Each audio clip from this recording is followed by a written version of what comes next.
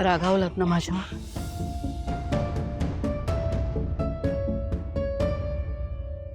पण माझी बाजू समजून घ्या ना तुम्ही. अहो मला माहितीच नव्हतं, तो अचानक आला आणि म्हणाला की आई तू सिंचनासाठी आमच्या घरी राहायला चल.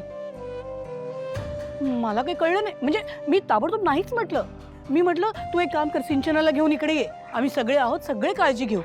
तर मग तो म्हणाला की आई सिंचना येणार नाही आणि आत्ता तिच्या गरोदर अवस्थेत तिचं मन राखायला हवं ना. मला त्याचं म्हणणं पटलं, पण मी लगेच दुसरा पर्याय दिला. मी म्हटलं मी आणि बाबा दोघंही येतो. तर तो म्हणाला की दोघंही तुम्ही तिकडे आलात तर मग घराकडे कोण लक्ष देणार? सगळी जबाबदारी मग वीणाच्या खांद्यावर येईल ना, कारण आपला संतोष तर काही मदत करणार नाही. तेही पटलं मला. आणि मग त्या उपर तो म्हणाला की आता त्याने जे घर घेतलंय ना तिथे म्हणजे जागा छोटी आहे, तेव्हा सगळे नाही राहू शकणार. मग त्यावर काय बोलावं मला काही कळेच ना. मी आपली त्याच्याकडे बघत होते आणि मग त्याने आपला समज करून घेतला की मी होकार देते म्हणून. तो काही थांबलाच नाही मला पुन्हा विचारायला, ताबडतोब निघाला आणि मग तुम्हालाही तेच बोलला तो. आणि मग तुम्ही रागावलात. म्हणजे लक्ष्मी त्याने तुला गृहीत धरलं, तू मला गृहीत धरलंस. माझ्याशी काही एक न बोलता, चर्चा न करता परस्पर तिथे जाण्याचा निर्णय तू घेऊन टाकलास. बर. अहो असं का बोलताय? मी तुम्हाला कसं गृहीत धरेन? आणि तुमच्यापासून दूर राहण्याचा तर मी विचारच करू शकत नाही. पण मी आई पण आहे ना हो. माझ्या मनाची अवस्था तुम्ही नाही समजून घेणार तर कोण समजून घे? मला सांगा, हरीशने आधी येऊन हे तुम्हाला त्यांनी विचारलं असतं तर तुम्ही काय म्हणाला असतात? सांगा बघू मला. असे रागावलं असतं का? हं? लक्ष्मी मी रागवलो नाहीये ग तुझ्यावर. म्हणजे रागवलोय थोडासा, पण घाबरलोय हो. थोडासा. म्हणजे बावसळलोय. मला कळत नाहीये, सुचत नाहीये काय करावं. लक्ष्मी तुला माहिती आहे ना, आपलं लग्न झाल्यापासून माझा प्रत्येक दिवस हा तुझ्याबरोबर सुरू होतो आणि मावळतोही तुझ्याच सान्निध्यात ग. म्हणजे तुझ्याशिवाय जगण्याची मला नाही ना सवय अजिबातच. अगं प्रत्येक क्षणी तू अशी असतेस ना, माझ्या आजूबाजूला समोर असतेस ना, म्हणून मला जरा असं कळत नाहीये काही. ते बघ लक्ष्मी, मला मान्य आहे आता हरीश आणि सिंचनाला आपली गरज आहे. अगं तू हरीशकडे जायलाच हवंस, तिकडे जाऊन सिंचनाची काळजी घ्यायलाच हवीस. अगं सिंचनाची तब्येत सांभाळणं ही आपली सगळ्यात मोठी जबाबदारी आहे ग आज. हे कळतंय ना मला, मान्यही आहे ग.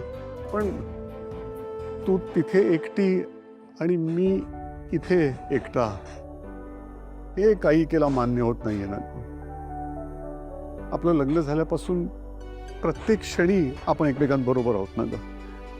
इतकी संकट आली, इतकी वादळ आली, सगळ्यांचा आपण सामना केला एकमेकांच्या साथीनं, एकमेकांबरोबर होतो म्हणून ना ग.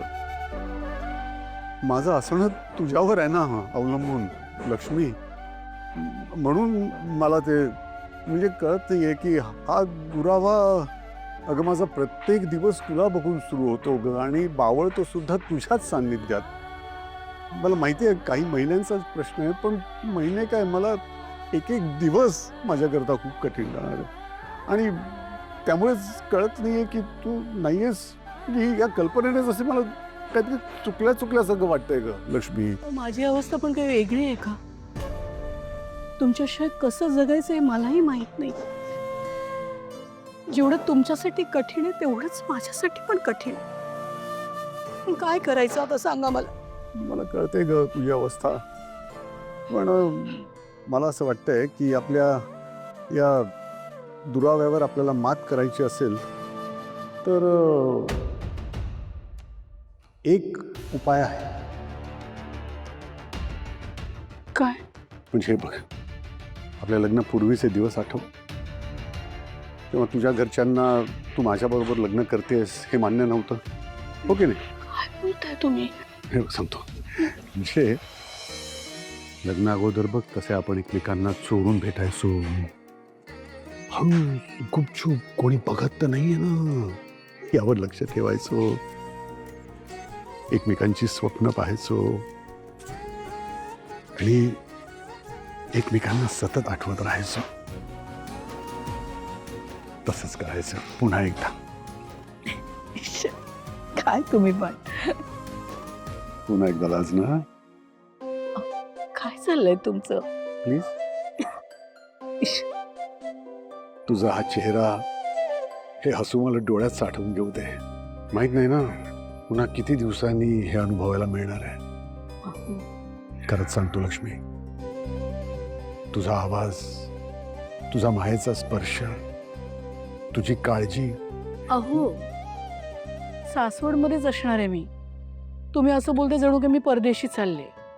माहिती आहे का मला, तू आपल्याच गावात, आपल्याच देशात असणार आहेस, पण आपल्या घरात नसणार आहेस. त्याचं काय ग?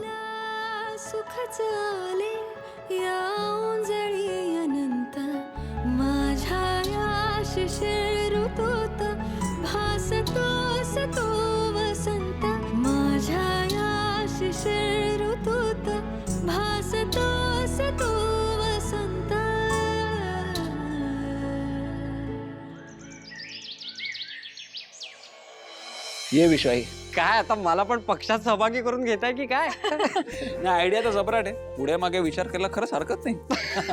बस आधी मी चहा आणते तुला. नाही नाही नको, आधी का बोलवलंस ते तर सांग. सांगते, बस तू आधी बस. खूप महत्वाच्या कामासाठी तुला आता इथे बोलवलंय.